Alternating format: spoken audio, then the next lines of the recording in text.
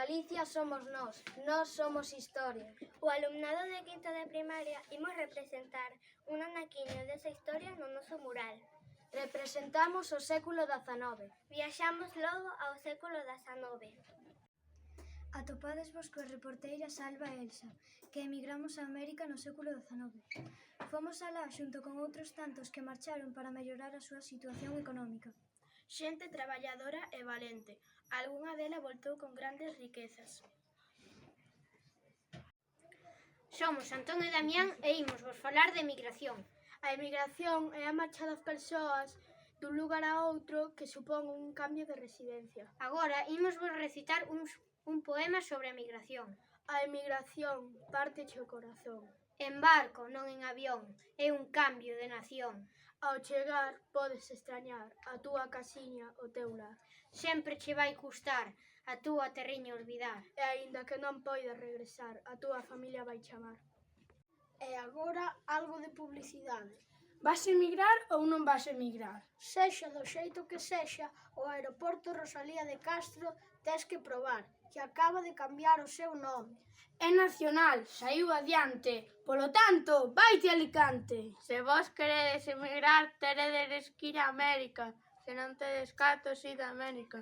Por eso vou ir a América. Sempre a América!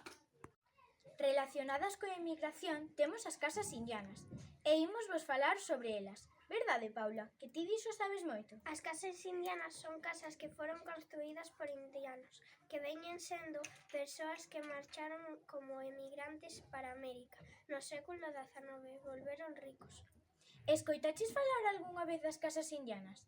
Fuches a algunha? Sí, e ademais sei que as casas indianas distribúense por Asturias, Galicia, Cantabria ou Cataluña. Algúns exemplos de casas indianas en Galicia son a granxa de Escola de Pedro Murias, en Ribadeo, e o pasatempos de Betanzos dos irmáns García Naveira. Somos Sara e Marina e hoxe imos viaxar ao Rexurdimento. O Rexurdimento é un movemento da recuperación da lingua, da cultura e da literatura galega. Levouse a cabo ao longo do século XIX e principios do XX. Os persoeiros do Rexurdimento son Rosalía, Curros e Pondal. E agora imos cunha cantiga. Este vaise e aquel vaise, e todos se van. Galicia sen homes quedes que te poidan traballar. Tes en cambio orfos e orfas, tes campo de soidade, pais que non teñen fillos e fillos que non teñen pais.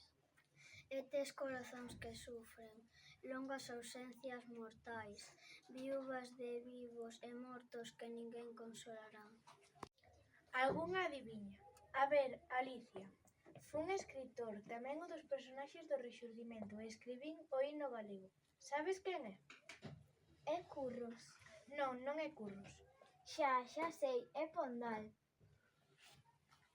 Finalizamos a nosa viaxe con tren que chegou a Curtis e trouxo a modernidade.